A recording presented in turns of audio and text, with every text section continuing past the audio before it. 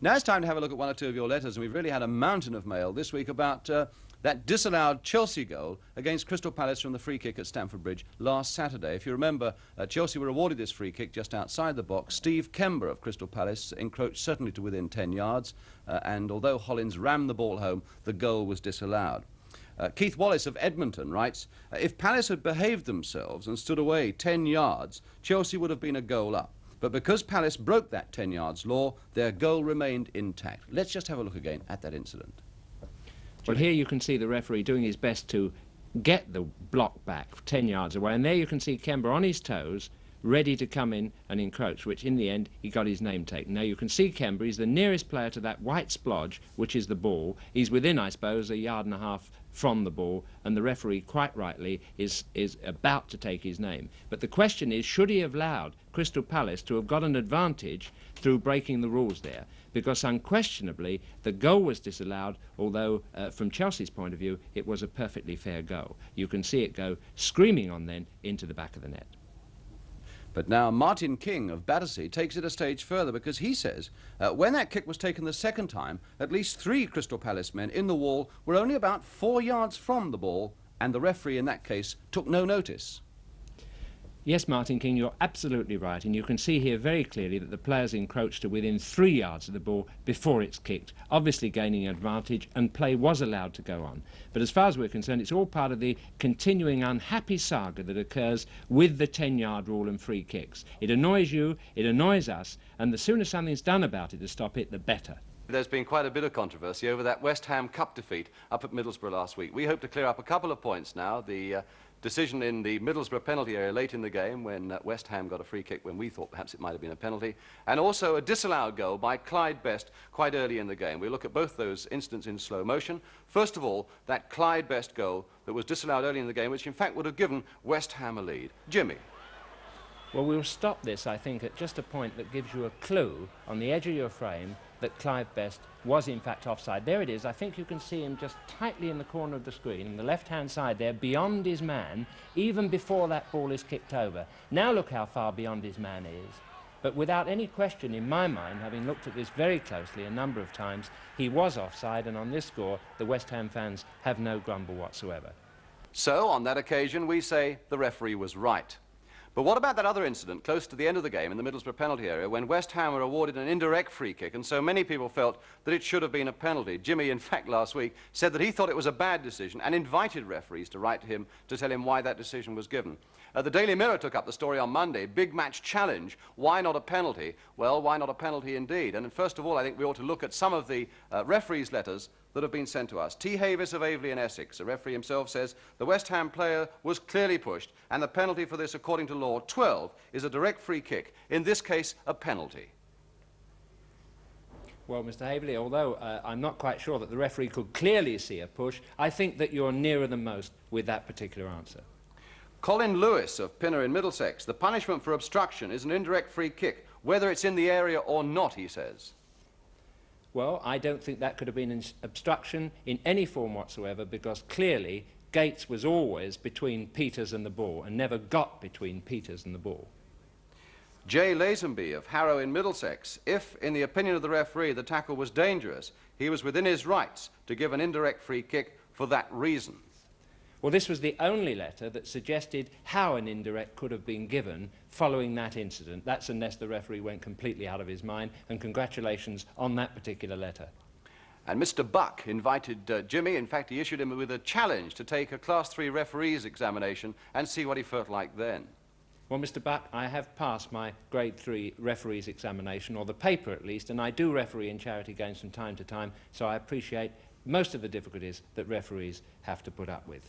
And 2 quick ones to finish with. Tom Lattimore of Northolt in Middlesex says that Jimmy Hill has set himself up as the great pretender and attempts to degrade referees on television. Meanwhile, Mr. T.S. Cooney, an Essex County referee from Harlow, says, I would like to say that referees are only human and are guilty of some alarming mistakes, but I would say that everyone is basically honest and tries to be fair all round. Well, gentlemen, I do agree with both of those points to an extent. I'm sure referees are human, and I'm sure they're honest, and I'm sure they try to do the best that they can. But am also sure that we don't try to degrade them on this programme. I think perhaps they really are oversensitive to criticism at times, and I think they must be judged on their actions. After all, instant decisions are made by Brian Moore when he does the commentaries. If he's wrong, the whole world sees it. Open goals are missed by players, and they're criticised on this programme. And even at this point of time, I'm making an instant decision as to what I will say about referees, and I'm content to be judged on my words. So please, gentlemen, we're not persecuting you. More often than not, we do prove you right, and that we're not think of you as beasts in the game who should never be allowed on the field. Referees, we like you, you do a wonderful job, but I'm going to look again, once more at this incident, and see which one of you, or you can see with me, which one of you has made the best interpretation of what it was all about. It was from a throw-in. There's Gates, the Middlesbrough centre-half, caught flat-footed to the moment. This is what starts it off, and there's the referee, Mr. Pugh, in a good position to see. Now watch just as Peters, for some reason, we know not why, goes flat on his face, and you can see Gates is clearly behind Peters and couldn't have been guilty of obstruction. What may have been the case was that he was guilty of dangerous play. We can see it again now. Decide for yourselves, is that dangerous play? Was it a push? Was it a shove? Was it a trip? Or what it was? That's the difficulty of a referee that has to make that decision, and I think that this programme is entitled to show it and to judge whether a referee was right or wrong. And referees can take comfort in the fact that nearly always, I reckon about 95% of the time, the camera proves them right. But often, there's the justice being done in the end, of course, although it wasn't a penalty given, a goal is scored. In fact, that was a goal by Alan Stevenson, which couldn't quite pull it out of the fire for West Ham. They, of course, lost 2-1. Another incident that we showed last week has caused a good deal of letters to come into the big match office. It concerns Ian Hutchinson's long throws for Chelsea that we saw against Birmingham City. And Mr. L.G. Fry of Little Sandhurst, Camberley and Surrey, W. White, Stockwell, SW9, P. Saul of Hampton and Middlesex, and P. Kerins of Ewell in Surrey all say that these throws are foul throws. Jimmy. Well, there it is. You can see quite clearly the left foot's on the ground, but before that ball is delivered, the right foot is not on the ground. So that particular throw is a foul throw, and if it'll help referees and linesmen to spot that in the future, then we will have been pleased to have done a service for them and done something which is quite useful for the game, because we like to see fair play too.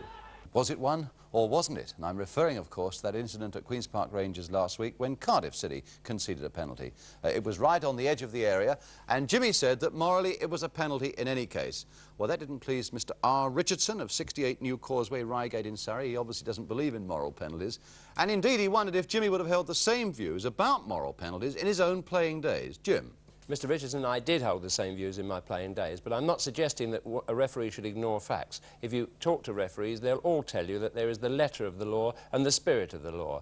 And in fact, this incident was so close to the penalty line that a referee could have given it either way. And that's where I think a referee brings in his discretion and will apply the spirit of the law as well as enough of the letter of the law to make no difference. But let's have a look at that incident now from both ways. And let's see how difficult it was to decide whether the actual offence was committed outside the area or inside. Here's the Queen's Park attack coming up now. And just look, from this angle, it looks as if it was committed outside the area there. Or rather inside the area. Even I'm getting confused with that, but let's look again now from the other angle. There's just a moment's pause there. What about that? Was that first trip outside the area? There it clearly was. And that's why I say the referee used his judgment and discretion and implied the moral law. And it was a penalty. Jimmy Hill with his customary strong views on the game of football.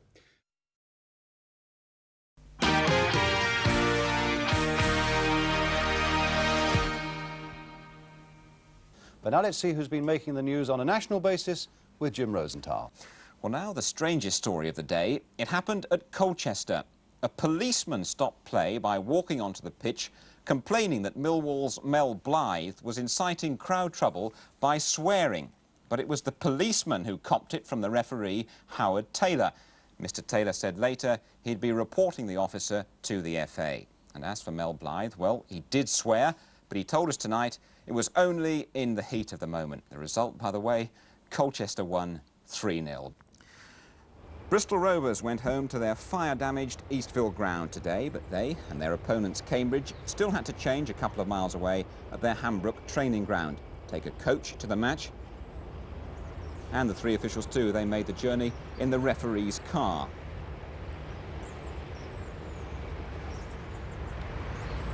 The whole convoy was given a police escort to make sure they arrived on time, and at Eastville, porter cabins were provided for a half-time cuppa. So both teams duly made it, but still no joy for Bristol Rovers as they lost by 1-0. And how about Bristol City with a new manager in Bobby Houghton? They lost 1-0 at Grimsby, and that means the poor city of Bristol, that their teams without a win between them in 18 second division games. Well, I'm sure many of you will have sat and suffered listening to the cup draw, waiting for your team to come out of the velvet bag at Lancaster Gate. They're agonising moments, and you can see that managers suffer as much as anyone. We were with John Bond of Manchester City and Keith Birkinshaw of Spurs when this evening's draw was made. Number 17, Ipswich Town. Number 2, against Aston Villa. Oh, what a game. Number 22, That's us. Manchester City. Tottenham. Number 13, against Crystal Palace. What do you think about that? Malcolm?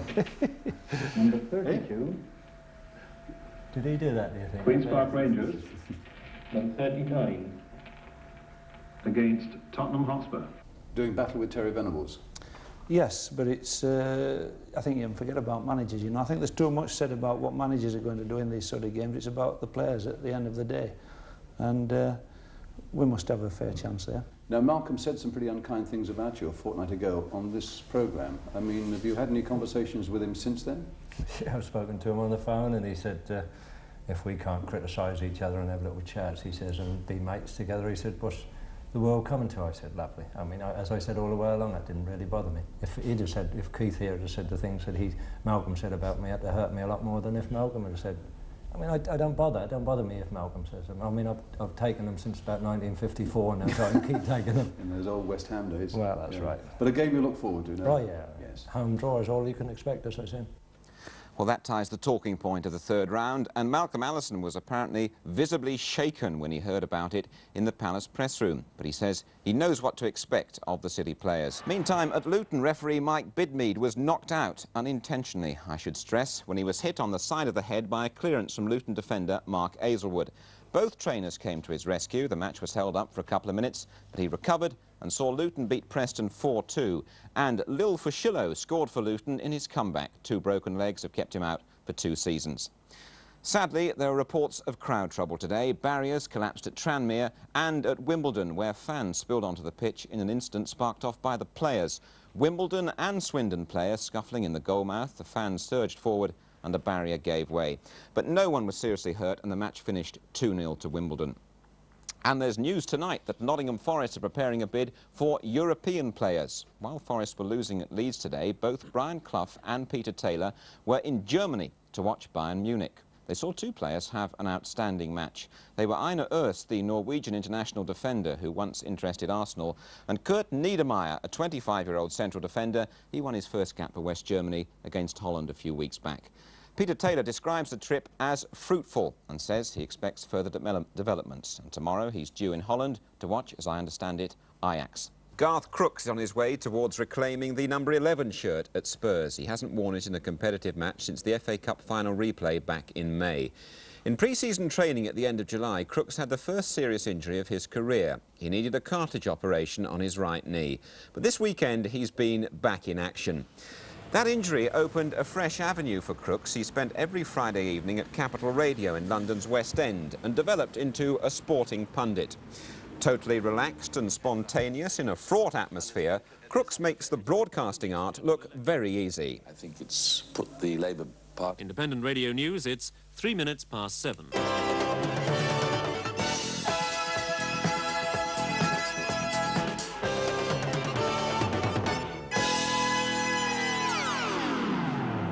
And this is London Tonight with me, Sarah Ward. The studio is absolutely packed with people. Garth Crooks, Spurs striker, will be talking about the soccer events over the weekend. And as I said, Garth is raring to go because he's fit again and he's going to be playing very soon indeed. With him on London Tonight were Boney M's Marcia Barrett and her newly formed group. Well, Garth Crooks looked ahead to the weekend football, including the big match he hated to miss, Spurs against Forest. Yeah, it's got all the aspects of being a great game. I mean, I've been out for 7 weeks, and the one game I'm going to miss is the Spurs v Forest, which last season I made my debut in that game, and it was a great debut for me. It's going to be a very, very good game, a good game for the fans to watch, a very tight game, but of course I'm going to take Spurs to win. You've got to say that, haven't you?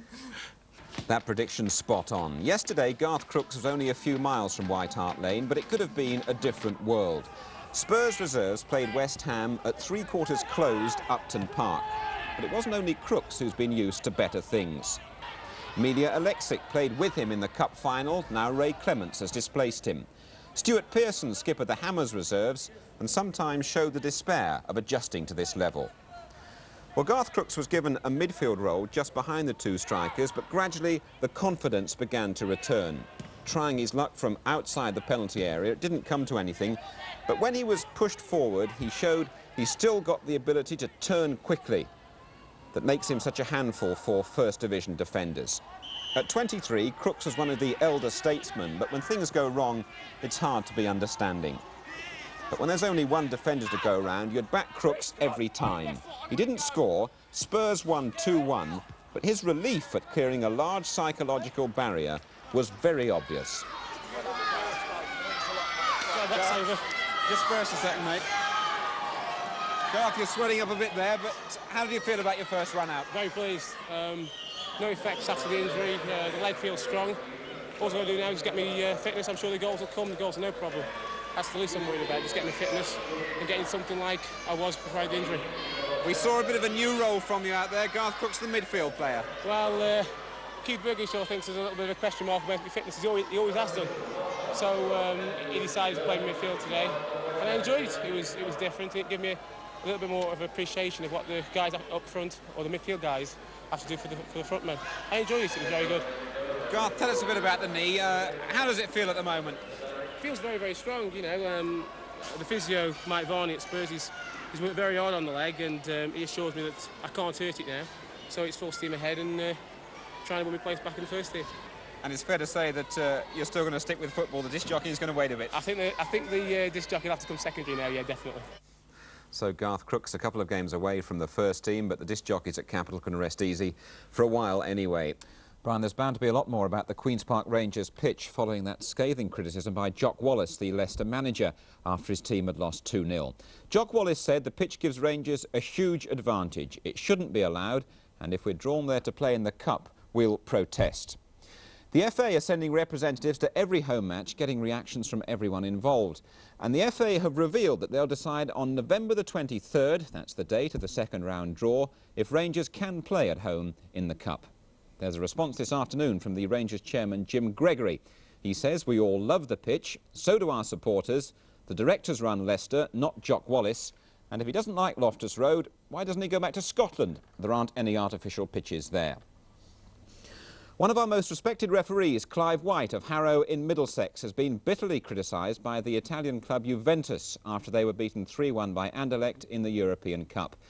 I don't think you need to speak Italian to get the gist of these headlines. Juventus accused the referee on 5 separate issues. Their main complaints about an offside goal. Juventus say they'll show televised evidence to the Italian president of UEFA, Artemio Franchi, asking never to be handled by Clive White or any other British referee again.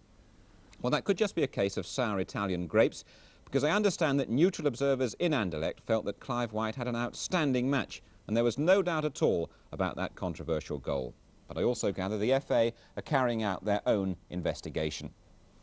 The Leicester referee, Gilbert Napthine, will be reporting the incident at Elland Road that followed a tackle by the new Leeds captain Kenny Burns on the Sunderland apprentice Barry Venison.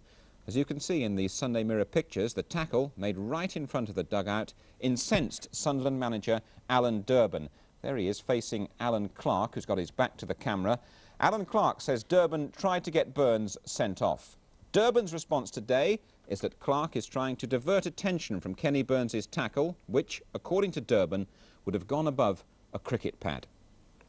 Well, in World Cup year, it's appropriate this weekend we can catch up on one of the players who was in England's famous side of '66, a player who scored in the final and last time England reached the World Championships. Earthling Borough, next to the A6, is a far cry from Mexico, but that's where Martin Peters played this weekend. His team, Galston, had Wembley in their sights. They'd reached the last 32 of the FA Vase. Martin Peters is 38 now, but the years haven't changed him at all. He still weighs in at 12 stone 3, exactly the same as he was in more than 700 league games and 67 appearances for England. Well, this is some way from the international stage, but when there's a Wembley place in the offing, commitment is total.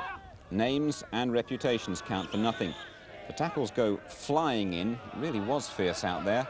Pretty tough for the referee as well, and occasionally he needs a spot of advice, but perhaps hardly the arena for a player with Peters' gifts. But you've got to be able to look after yourself as well. It's all hustle and bustle. Watch for Peters here. Well, was that a deliberate elbow? Certainly referee Kelvin Morton thinks so. Sammy Morgan, Galston's number 10, is the second international on the field, totally involved as well, and Sam got a booking for that. But both internationals were caught very much on the hop as Earthling Borough, with a fine cup pedigree, broke away, and watch Carilla here, chipping a goal that Peters himself would have relished. Well, Martin Peters came more into the game in the second half, but all his efforts came to nothing. His presence, though, had swelled the crowd to nearly 600, but it was Earthling Borough, in fact, who scored again at the other end. So Martin Peters came off. His Galston side had been beaten 2-0, and the dream of a final Wembley appearance had been shattered. Yes, very disappointing, but there are lots of good sides in this, lots of tough sides. We were living on the hope and a dream, but unfortunately the bubble was burst. What are your immediate ambitions now, your immediate plans? Well, my immediate plan is when I move back to Norwich to just be happy and my family to be happy, and at the moment that's where it is. If the opportunity to get back in the game somewhere, I would love it. That's why I'm trying to keep fit and keep my mind ticking over within the game. You would welcome a return, for instance, to football management that you tasted, albeit briefly, at Sheffield United? Well, I think I'd like to go back in as a coach if I got the opportunity first, and then progression to a manager. But to be honest with you, I've had one or two offers from lower division teams to play, and I didn't really want to play in the lower division. I do believe that I still could play in the higher divisions. Bawley's still doing it, so I don't see why I couldn't.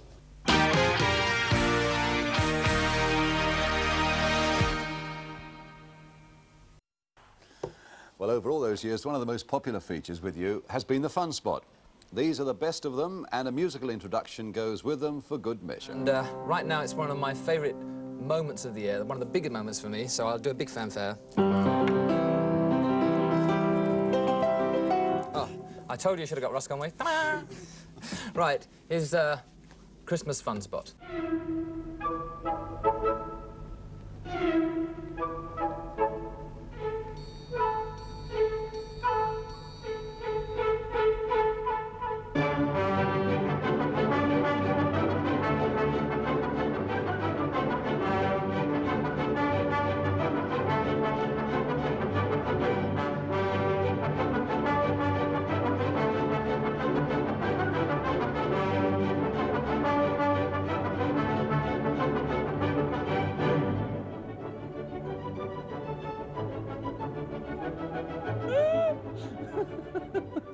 Oh, superb Fun Spot there. We must get one or two more of those as the season goes on. Right, now let's go on for the next one, and it comes today from Jim Coombs of 1 Buckingham Gardens, Thornton Heath, Surrey, who I must say is a regular correspondent of ours. And in a recent letter, he was debating which was the best fun spot that we've shown on the programme. Was it the most recent one, that Can-Can at Birmingham, or the famous one involving Pat Crerand? Well, we'll show you that one this week, and another one next week, so that you can make up your own minds. But first of all, it's the Pat Crerand fun spot from the Watney Cup.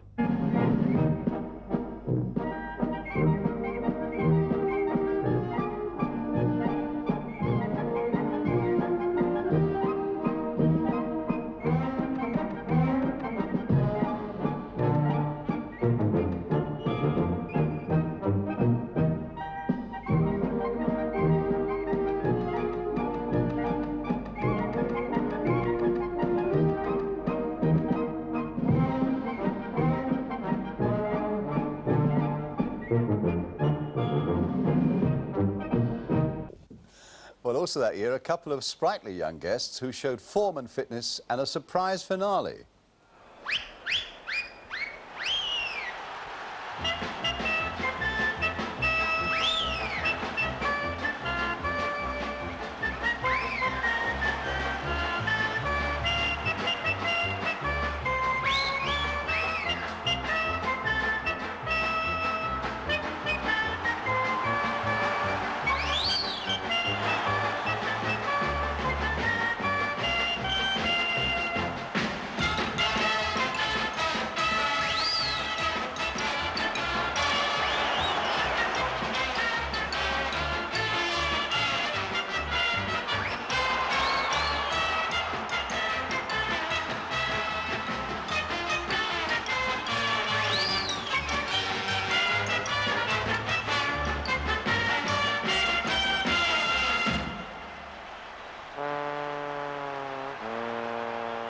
Well, now you're going to get a chance to watch John Burridge yourself today. It's something I guarantee you've never seen before on a football field. There's never been a warm-up like it. It's half an hour before the kick-off at Selhurst Park.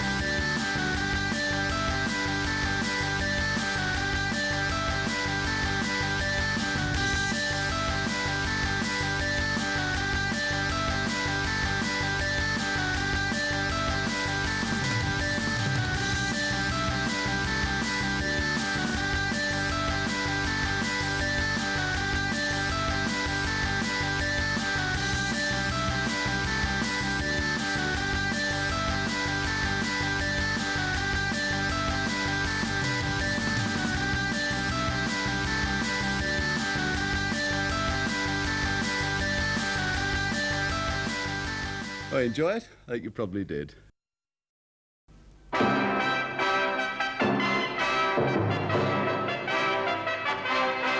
Embarrassingly, the first one concerns Jimmy Hill. It's a card, in fact, from Mr. B. Alexander of 98 Kestrel House, Pickard Street, London EC1, who says he's been looking through some old newspapers and he came across a score line for March the 16th, 1958 that read, Doncaster Rovers 1, Fulham 6, with 5 goals by a man called Hill. Could it be, says Mr. Alexander, Jimmy Hill? Indeed, it was Jimmy Hill, and to prove the point, we turned out the old scrapbooks, and there we see it, don't we? Bearded Wonder, in cup form with 5.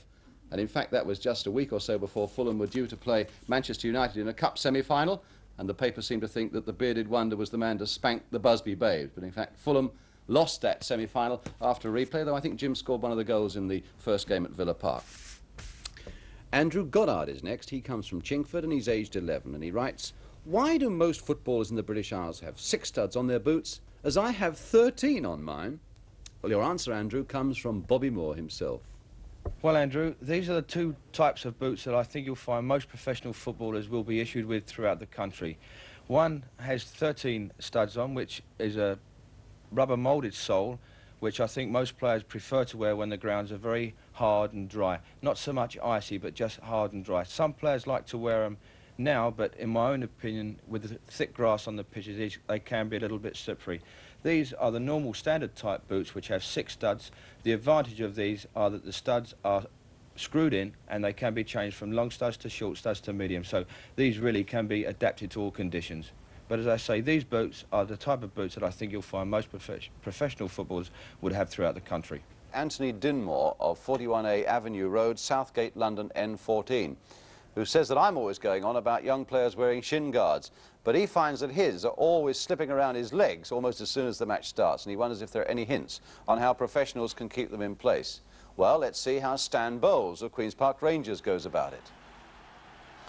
Well, here's Stan in action against Manchester United in a game earlier this season.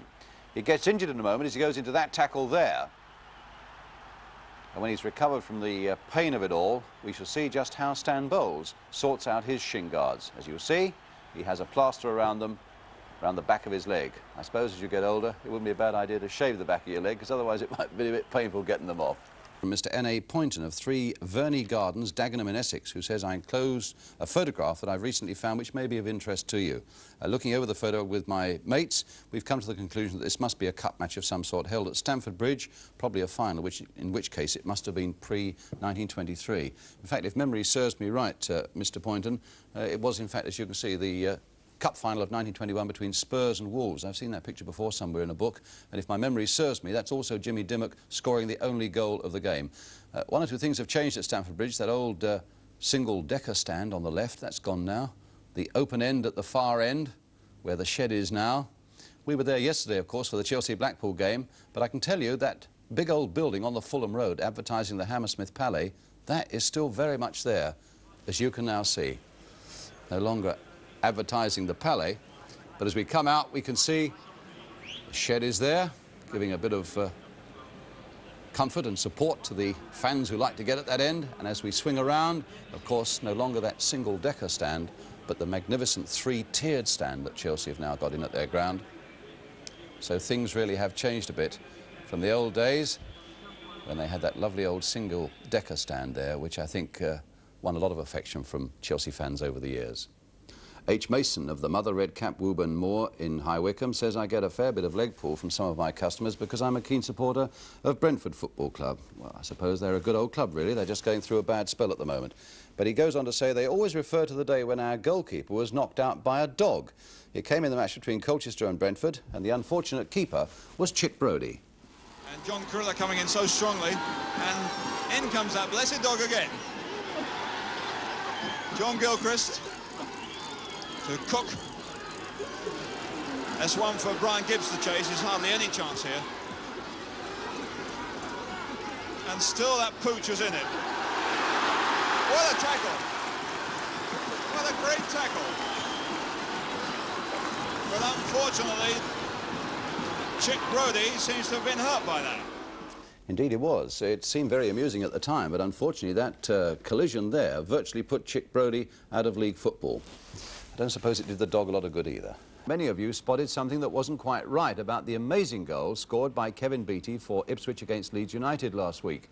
14-year-old John Wright of 273 Chesford Road, Stopsley, Luton in Bedfordshire, Robert Curtis, who's aged 10, from 14 Bishop's Close, Whitchurch in Cardiff, and 16-year-old Andrew Tate of Candor, Cornfield Close, Worthing Road, Littlehampton in Sussex, were just three who claimed that Kevin didn't take the free kick from the right spot.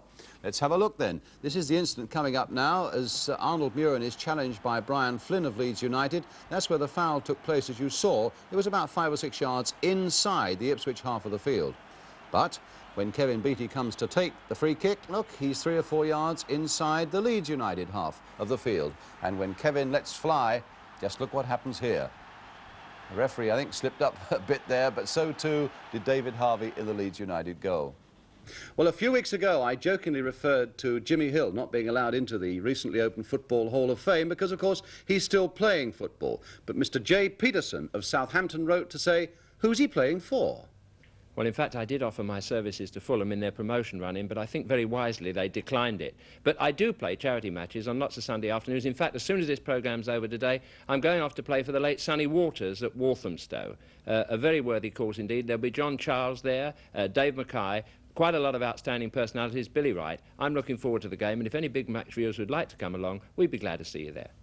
Right, women's football. We don't often give that a mention on the programme, except that last weekend England's ladies beat Wales 5-0.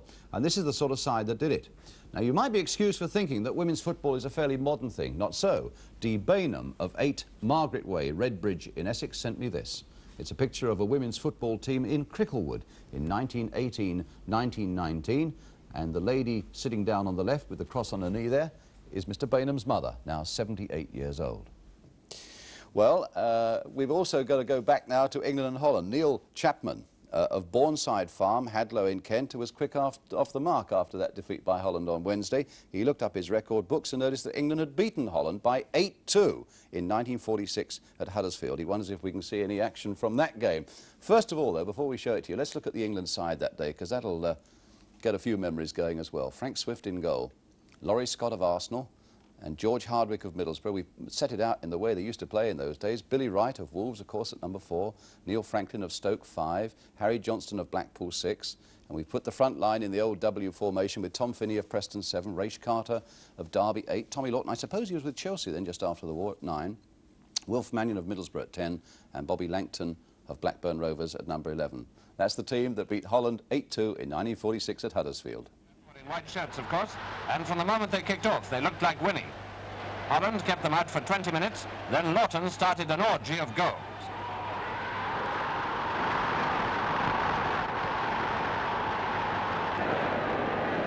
After Lawton had got the second, Carter took up the tale.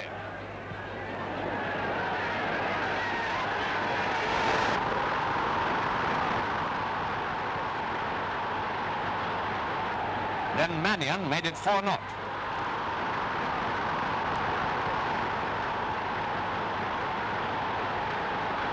As we know, England's 8-2 victory was more or less a walkover, with Lawton top scorer.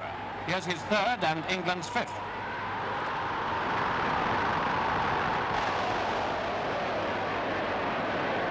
Though overwhelmed, Holland fought hard. Bergman got the first of their 2 goals. Happy days from 30 years ago. A very interesting letter this week from Mr. K. Johnson of London SW6, who says he's heard that there's an international footballer who wears a hairpiece. Could this possibly be true? Well, it is true, Mr. Johnson. The footballer in question is one George Highlands, the long-standing international fullback from Belgium. Here he is, hairpiece and all. He's in the all-white strip there, in action against Hungary in this summer's European Championships. Now, in case you feel we've rather given away George's secret, I should add that he had it fitted several years ago in a blaze of Belgian publicity, for which I'm sure he got a healthy fee, and indeed he was featured in a lot of Brussels hairdressing shops. I also have it on very good authority from my Belgian colleague Rick de Sadler, and I'm sure you're wondering about this. In 5 years, it's never been blown off, and indeed it's never been knocked off when George Highlands has gone up to head a ball. I've got to come clean now and say that I've had only one letter of support and literally hundreds against me after I criticised that FA committee for trying to stamp out kissing and hugging after a goal has been scored. But I think we ought to put that on record. Obviously, we're going to always disagree on that one. Jennifer Robinson of Bonner Street, Bethnal Green, London, E2, who was taken by that large Italian gentleman who appears in our opening titles each week. Jennifer knows someone even bigger, she says. And I think she does. It's her dad, John Robinson, who claims to be the heaviest man in Great Britain, weighing 39 stone. He's got a 76-inch waistline, and he's got his own seat at West Ham, where he watches his football. But Jennifer says he's having so much trouble getting through the turnstiles, as you can see there, that he's going on a diet. We have a letter from John Watson of Palmer's Green in North London, who asks, which was the better double side, Spurs of the early 1960s or Arsenal of last season? It's appropriate, of course, because the two clubs meet at White Hart Lane on Wednesday. Believe it or not, there's still 1 or 2 ground tickets for sale for that one. But, of course, it's not for the big match to take sides on such an important issue as this. But this week, we had a chance to talk to 2 men who were directly involved. And first, we get a Spurs angle from a member of their famous double side, Terry Dyson, who in fact played in a cup tie yesterday for Guildford City. How does Terry Dyson think the 2 sides compare? Well, I think both teams did tremendous feats. Arsenal probably had more pressure on them than we did when we got the double, because we'd won the league much a lot sooner than Arsenal did. Yeah. They went right up to the last match, which I saw, actually. I was a bit disappointed in a way that they got the double, but I was pleased for their players because I know some of them quite well. But you wanted your record protected. Yes. And now you've lost it. Was it harder to achieve in this age than it was 10 years ago? I should think so, yes. I should think it's much harder. A lot of people say, though, that Arsenal are not as attractive as the Spurs side then, push and run. I mean, what did that Spurs side have that was extra and attractive?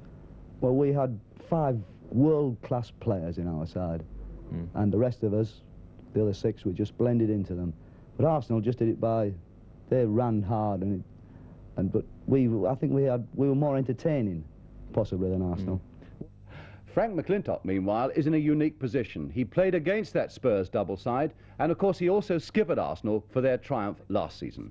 I think the Spurs team are probably more attractive to watching what the Arsenal team is just now, but partly because that it's much easier to play, or it was much easier to play then than what it is now. For instance, most teams used to play 4-2-4, so there was roughly 4 men in the middle of the field. in present day, it's like Clapham Junction sometimes. There's so many men in the middle of the park, it's very difficult to play. I admire Spurs very much. I used to go and watch them, and I played against them, and I thought a wonderful side to watch. But I think we would have made it. I don't know who would have won between the two teams, but I think last season, the format we had last season, we would have made it hard for any team to beat us. Terry Dyson was talking about the world-class players in the Spurs double side. Yes. Would you go as far as to say that Arsenal had world-class players last season? I think we had a more all-round efficiency more than what Spurs had. I think maybe Spurs had the edge on us in individual players, to be quite honest. But whether Spurs may had, I'm not saying weaknesses, but players of lesser ability than the actual stars, we had a more equal share out of talent. And I think this gave us a more all-round strength than possibly what Spurs had. But I would agree, I think they had individuals were a little bit better than what we had. It would have been quite a match, wouldn't it? I think it would have been a great match, yes. And I suppose if you want a quick conclusion, Spurs the more attractive to watch, Arsenal the harder to beat.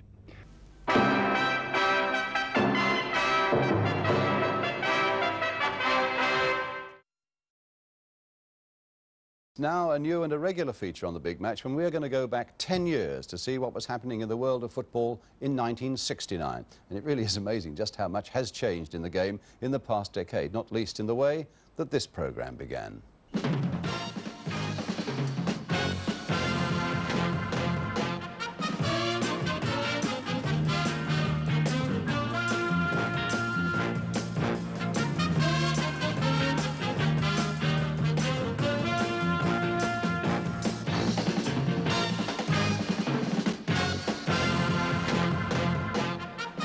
Happy days. But who was in the news that month in October 1969? Well, it was a month when Steve Perryman, who we saw in action today, was 17. Steve had just made his first appearance for Spurs with that stupendous haircut of his and was among 50 youngsters called up for England youth training that month.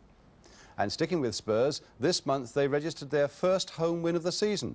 Jimmy Greaves scored twice as they beat Newcastle United. In October 1969, rumblings at West Ham. Martin Peters says, "My career is being dwarfed by Bobby Moore and Geoff Hurst, and I want to leave." But manager Ron Greenwood says all of football knows it's unthinkable that we would sell him. And rumblings too at Southampton. 20-year-old Mike Shannon seeks a showdown with manager Ted Bates. After being dropped, Mike says, "I've got to face the fact that I don't seem to fit into the system or the setup at Southampton." Also in October 1969, we covered a First Division derby game between Chelsea and Arsenal at Stamford Bridge before they built the new stand. Chelsea in the dark strip. Birchenall laying it off for Baldwin, but so many red shirts are there. Here's Cook. Baldwin playing it off. Beautiful. Cook. Oscar in the middle and Birchenall too. Going in. Great goal by Birchenall. Wonderful goal for Chelsea. Houseman with a corner low. Samuel's missing his kick. Dempsey trying to get in. Houseman again. Pumping it through. Good save. Birchenall. Number 2. Short to Hollins. Now Cook again. Cook! There was definitely a deflection, but it was shot there by Charlie Cook. And with the commentator shouting a bit, it finished 3-0 to Chelsea. Oh yes, there was one other thing that caught our eyes in that month in October 1969. Grandstand and Match of the Day were both off the air as the BBC were hit by a one-day strike. I suppose that makes the score 1-1. Well, something you'll be able to read next week is this book by Peter Taylor. It's about his Nottingham Forest partner, Brian Clough, published on Monday. Gary Newbon has been talking to Peter Taylor about the amazing Mr. Clough. He's a different guy to the one you portray on your programmes. He's a simple man. He likes simple things in life. You know, he'll sit and we'll talk. The conversation's good. The wine's good. And he doesn't have to be in the Waldorf. We can be on a beach in Calamalaw. We can be here at my house or at the ground. Our best times are within the club when we've played well. We've had things are buzzing. You know, we're not winning. It's how you win. We've really produced the goods. And we reminisce, and the wine flows, and the phone can go, and we don't hear it. We have some magical moments. And believe it or not, we have these regular. Surprised in your book that he's so insecure? By nature. He's secure in terms of his job and his financial status, I don't mean that, but as a person, he is very insecure. He likes to be... He likes me to... What's the word I'm looking for? He likes reassurance. He likes that, on all matters. And once you're reassuring, there's no holding him back. I've one desperate fear with Brian, and I tell him repeatedly. I never divulge this, not even in the book. I believe he's got to steady down, because I don't want him to suffer the fate I suffered at Derby, with a heart attack. And all the symptoms, you know, he's heading for it. And I tell him and tell him, you know, he's got to cut it down.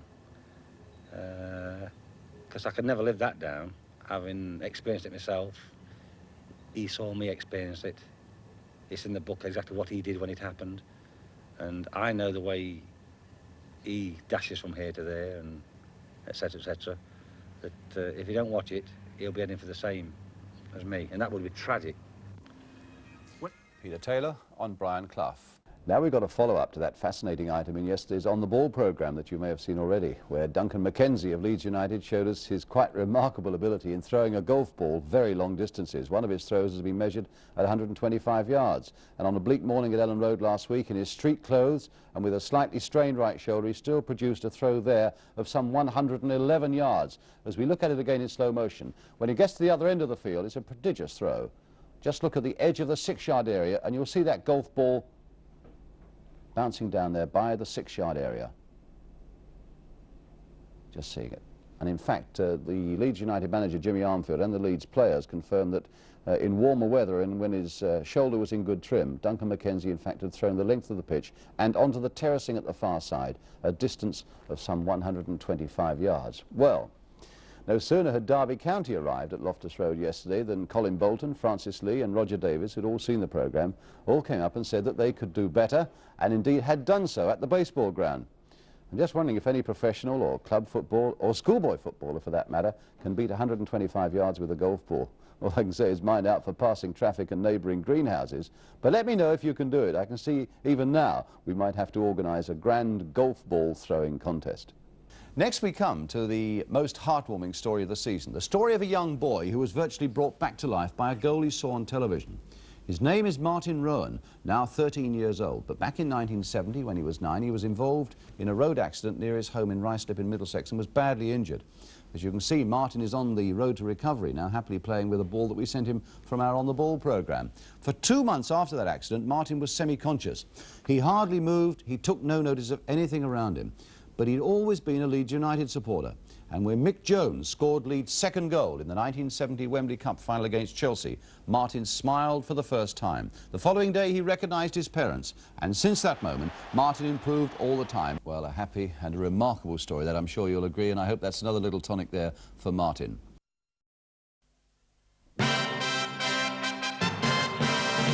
Welcome back, and now it's time to tread back through Big Match Christmases past to remind you of some of the men and the moments that we've celebrated at this time over the past decade.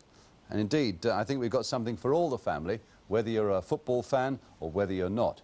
And regular Big Match viewers would know, of course, that we've always tried to bring you something a little different in our Christmas programmes. Players doing the introductions, for example, and star names from show business as well.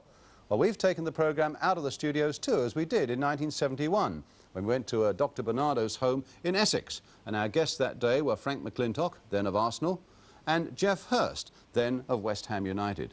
And obviously it was a day that the children, and indeed we ourselves, will remember for a long time. A year later, our Christmas show was introduced by David Webb, then of Chelsea, with a lot of help, or otherwise, from Mike England, then at Tottenham, and a slimmer-looking Alan Mullery. As it's Christmas, the lads here thought you might like a laugh at the end of the programme. Peter Osgood has never stopped talking about his meeting with Rackle Welsh a few weeks ago, and we've not stopped going green with envy. Ozzy asked me if we could show it again. So how about this, Oz? Chelsea support. Well, I am. Well, there's something for you to remember us by anyway. Oh, that's so sweet. Thank you very much. Kiss me, honey, honey, kiss me. Well, in 1974, Terry Mancini had taken over the reins, Terry then with Queen's Park Rangers, and with him were Rodney Marsh and Terry Venables, and they really enjoyed themselves when we showed them some old photographs of players. Anyway, the last letter this afternoon is from Jeff Cook, aged 5, from 67 Wisden Road, Stevenage, Hertfordshire. He says, Dear Brian Moore, after your interview with Rodney Marsh last week, I thought I would like to give him a Christmas present. Well, I'm going to give it to TV for Rodney. Oh, no, a bit strong. No, I think it's a wonderful gesture. It's about time someone combed his hair. But you're not really in a position to have a go at people's hair, are you? I'll tell you what. I'll tell you what I'll do. I'll give you this to Rodney if I can give you a flannel. Give it a wipe over. No. I always carry me over. That's very nice of you. All right, that's from Jeffrey. Thanks a lot, Billiard Ball. Anyway, now on the big match again for our Where Are They Now spot.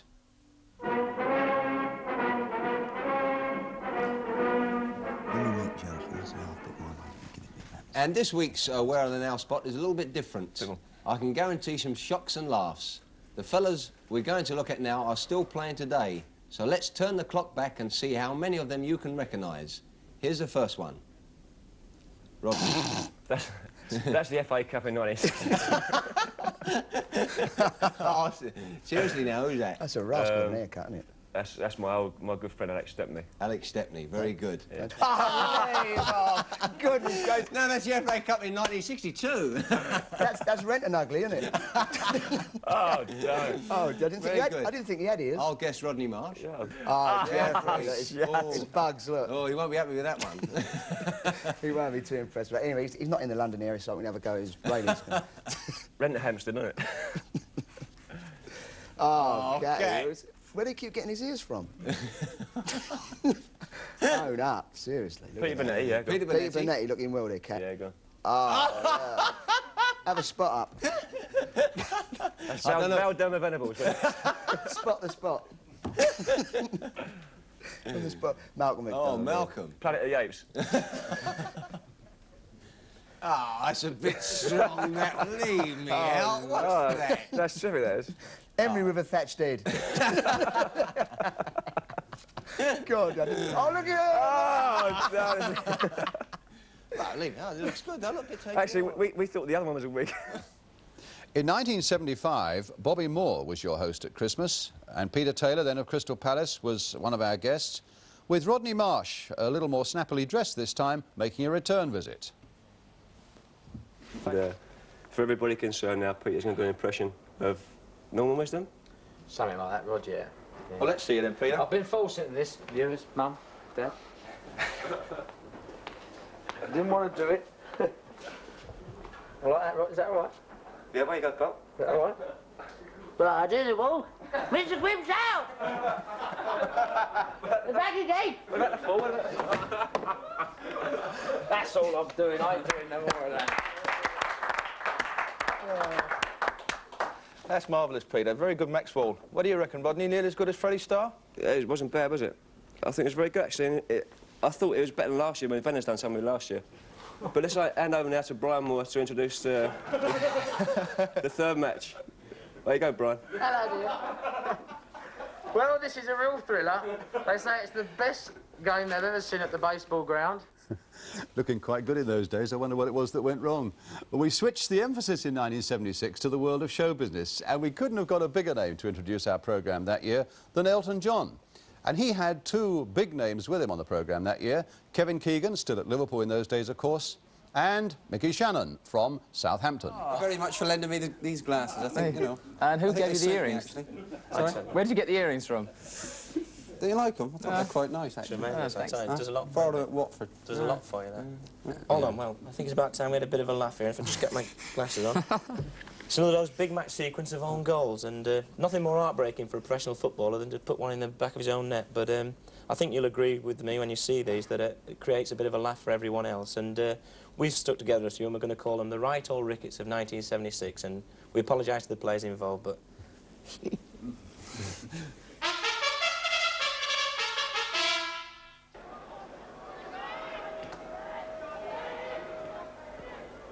Davey to Lindsay, good play there, and just a little too high, an own goal by Andy Howe.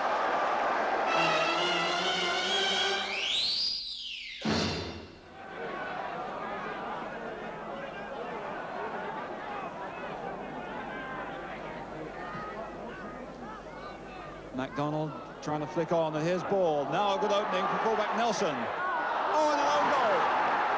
Ralph Hunter.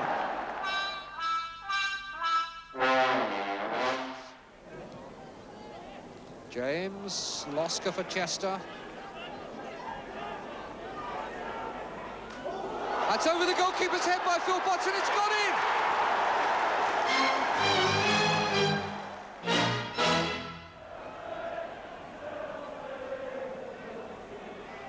Reed, Byram's flick. And it's another own goal! Gary Wilkins!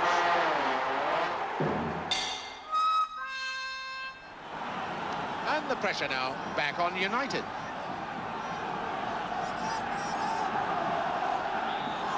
Salas. Oh, it's an own goal!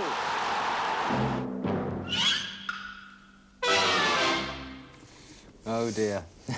Some of those are pretty good goals as well. I think if I had to vote for one that was the own goal of the year, I think the Ernie Howe one was pretty good. Great header, Ernie. Never mind. Have you scored any own goals between you used to? Yeah, I mean... I've scored one about 6 years ago when I was a young lad against Everton. More than 6 years ago, because when you was a young lad, I'll tell you. I did mine at Crewe. So have a lot of people. No, I had the misfortune at Crewe when I played at Scunthorpe, you know. But a long time ago, and when I was about 17. It's not that long ago, really. Well, in 1977, we changed the formula again and had a series of star guests making special appearances. And among them was Peter Cook, a Spurs fan, who spoke after their game that day when they drew 2-2 with Crystal Palace. Basically my fault, because last time I was here we scored 9 goals and I was in the toilet for all 9, and I built up superstition every time I went to the toilet we'd score, and this time I only went to the toilet twice because I hadn't had so much, and we only got 2, but that's football, as they say, isn't it? I was going to the toilet, actually. It's not football at all. There was a lot of jostling in the toilet. I had 3 penalties I should have had. Right fouls from behind, you know, over the top, under the bottom, in fact. Shot. I didn't see much of the game. I was stuck in the toilet waiting for a goal. So you didn't see any chances that Tottenham missed? Yeah, I saw about 58 chances that Tottenham, well, didn't miss so much as Palace players, with typical disrespect to the ground, coming and getting away. There's a lot of lanky lads from Palace, under the direction of Venables, who's picked up all his tricks here. Like that throw-in, he directed that throw-in which they gave. It landed on a Palace player's foot and he bunged it in the goal, which is very distasteful to a Spurs fan. And another time Peter Taylor got fouled and the Spurs players naturally stopped to converse and talk about the meaning of life. And from Palace took the ball and went and kicked it in the net. I mean, that's not the way to play football. Well, I hope you enjoyed it as well. And now clearly we've got to think of something quite different for Christmas 1980.